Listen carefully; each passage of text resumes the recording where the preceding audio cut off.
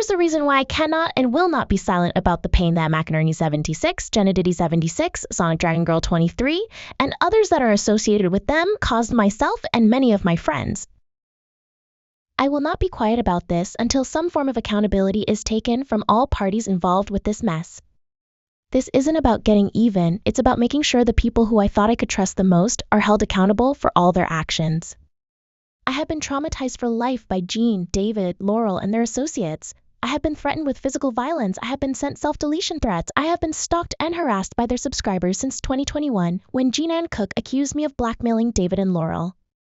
This was after I have posted a now-deleted video on my main channel about being attacked by David after choosing to leave their group for my own mental state. This was back when I used to go by Kristin the Wolf. I had recorded my voice for the video, and in that video I was having a full-on panic attack and mental break because I got attacked during a live stream on David's original channel that he deleted. Why was I attacked? Because I said, and I quote, "It's not my place to dictate who you're friends with." Why did I say that? Because David asked if he should be friends with Laurel still during one of the many streams where he threatened to harm himself. Streams where he screams, threatened to go into the road, show himself holding a handful of pills. I even have images of him holding a knife to his neck and stomach from 2018-2019, back when I was still legally a child, a minor. I remember being in calls where David would scream and yell.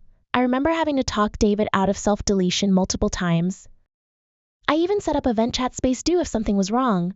Anyone in the group could let it out without judgment. That chat rarely got used. I was put in a position where I, the child in the situation, had to talk a grown man out of harming himself. Every day back in 2018, I was a mess. I was constantly getting sick, constantly having to leave school early because of my nerves and anxiety. I was terrified of either Jean, David, or Laurel hurting themselves, and I wasn't there to stop it, to talk them out of it. Ultimately, late 2018, I was forced to drop out of school because my nerves were so fucked. I had a psychiatrist tell my mom, do not send her back to school.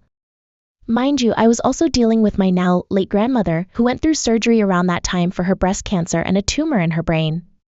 I had to watch my grandma, my pillar, my rock wither away right before my eyes. I lost my grandma right after Christmas, not even 2 weeks into 2019.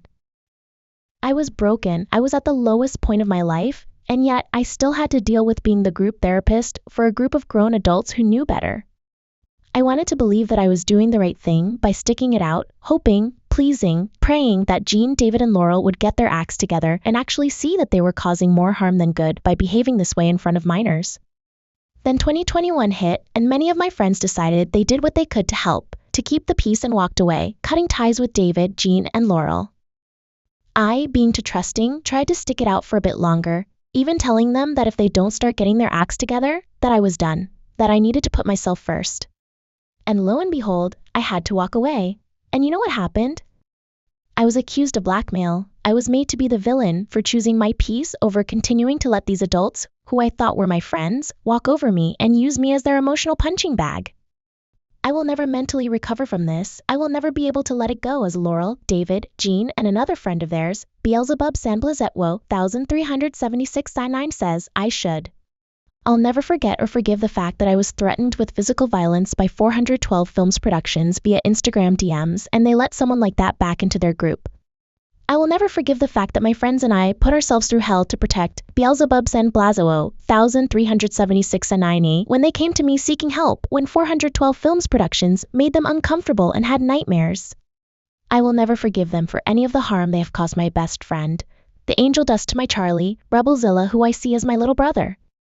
I will never stop fighting for content creators taking accountability and responsibility for their actions. I will keep pushing for justice for those who cannot speak for themselves.